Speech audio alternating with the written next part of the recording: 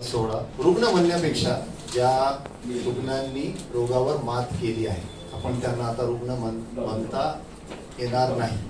ज्यांनी या रोगावर मात करून आज जे बरे झालेले आहेत, जे डिसीज फ्री आहेत, अशा आमच्या अनेक रुग्णांपैकी काही रुग्णांना आता जागेच्या मर्यादेमुळे, वेळेच्या मर्यादेमुळे आपण सर्व रुग्णांना नाही बोलवू शकत. आजतागायत Marathwada cancer hospital and research इन्स्टिट्यूटने ट्रीट केलेल्या कर्करोग रुग्णांपैकी शेकडो, त्यापेक्षा हजारो रुग्णांनी रोगावर मात करून आज ते आपल्या पूर्ववत जीवनामध्ये वावरत आहेत. ते वेगवेगळ्या ठिकाणी आहेत, दूरगावात आहेत, त्यांच्या कार्यक्षेत्रात कार्यरत आहेत. ज्या गृहिणी आहेत त्या घर सांभाळत आहेत, जे लोक व्यवसायात आहेत, आज छान व्यवसाय करत आहेत. असे हजारो आमचे रुग्ण आहेत ज्यांनी या कर्करोगावर ट्रीटमेंट घेऊन, उपचार घेऊन छानपणे मात केलेली आहे आणि आज ते एक नॉर्मलसी किंवा एक त्यांचं जे जीवन आहे ते जगत आहे. आपण काही रुग्णांना एक प्रतिकात्मक किंवा संकेत म्हणून त्यांचा सत्कार या दिवसाचा औचित्य साधून करतो. तर जागतिक कर्करोग दिवस काय आहे ह्याबद्दल एक छोटीशी माहिती सांगतो की दरवर्षी हा दिवस जो आहे कॅन्सर डे म्हणून सेलिब्रेट केला जातो. जागतिक आरोग्य संघटना, वर्ल्ड हेल्थ ऑर्गनायझेशन यांच्याकडून कर्करोगा संबंधित रुग्णांकरिता आणि त्यांचे जे केअर गिव्हर्स किंवा हेल्थ केअर वर्कर्स आहेत किंवा डॉक्टर्स आहेत त्यांच्याकरता किंवा एकंदरीत सर्व जनतेकरता हा एक प्रतिकात्मक दिवस मानवला जातो. 4 फेब्रुवारी दिवशी दर 3 वर्षातून एक जागतिक आरोग्य संघटना एक थीम देत असते. थीम जसं आपल्याला माहिती आहे की एक अजेंडा ज्याला म्हणतो आपण, की ज्यावर जागतिक पातळीवर कर्करोगाशी निगडीत एक अजेंडा असा दिला जातो, ज्याचं की उद्देश असतं की एक युनिफॉर्म युनिव्हर्सल अटेम्प्ट्स किंवा झाले पाहिजे. तर ह्या वर्षाची थीम जी आहे 2023-2025 ची जी थीम आहे ती आहे युनायटेड बाय युनिक म्हणून.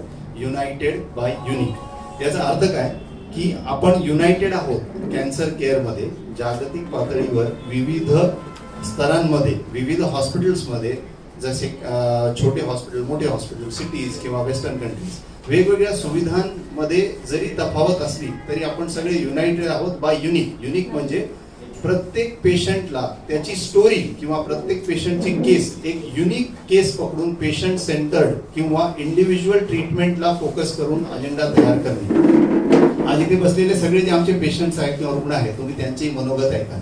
आम्ही प्रत्येक रुग्णाला एक इंडिव्हिज्युअल स्टोरी म्हणून बघतो. स्टोरीचा अर्थ काय की त्याची केस दुसऱ्या पेशंट सोबत कम्पेअर करता येत नसते. कर्करोगामध्ये प्रत्येकाचं डिसीज, स्टेज, ट्रीटमेंट, आउटकम सगळं काही वेगळं असतं.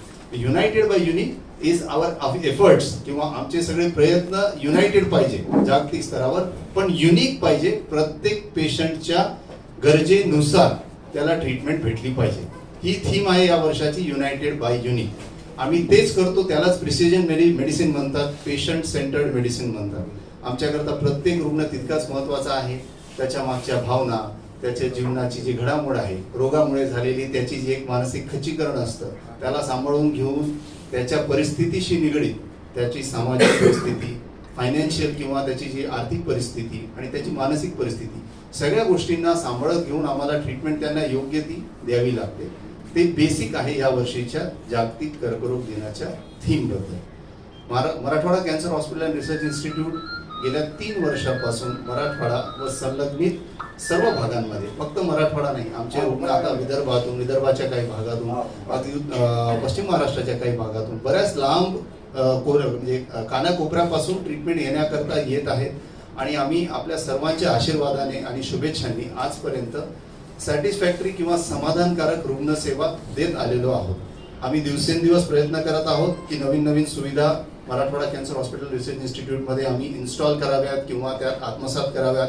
मग त्या नवीन मशीन्स असो, नवीन तंत्रज्ञान असो, नवीन औषधी असो, आम्ही दिवसेंदिवस प्रयत्न करतो की ते आम्ही पेशंट रीचमध्ये किंवा त्यांच्या अफोर्डेबिलिटीमध्ये किंवा ते घेऊ शकतील अशा परिस्थितीमध्ये आम्ही ते आणण्याचा प्रयत्न करत आहोत. आम्ही विविध शासकीय ज्या योजना आहेत, जसं की मुख्यमंत्री सहायता निधी आहे, यामध्ये सुद्धा आम्ही पेशंटला आमच्या परीने जितका जास्तीत जास्त त्याच्यामध्ये सहाय्यता मिळवून देता येईल किंवा त्याच्यामध्ये एनरोलमेंट करता येईल आम्ही त्यांना एनकरेज करतो. आणि हे विनाशुल्क आम्ही त्यांना गाईड करतो की ह्याच्यामध्ये कसं एनरोलमेंट करायचं आणि किती त्यात आर्थिक सहाय्य मिळवून घ्यायचं आहे ट्रीटमेंट करता. आजपर्यंतची ही जी सेवा आम्ही केलेली आहे रुग्णसेवा, असाच आमचा रुग्णसेवेचा वसा आम्ही पुढे चालवत राहू. आपल्या सगळ्यांचे आशीर्वाद आणि शुभेच्छा आम्हाला अशाच लाभत राहू. आणि सगळ्यात महत्त्वाचे आमचे जे पेशंट्स आहेत त्यांच्या सगळ्यांच्या शुभेच्छा आणि आशीर्वाद आम्हाला नेहमी मिळत राहू. आपण आज इथे वेळ काढून आलात, खूप खूप धन्यवाद.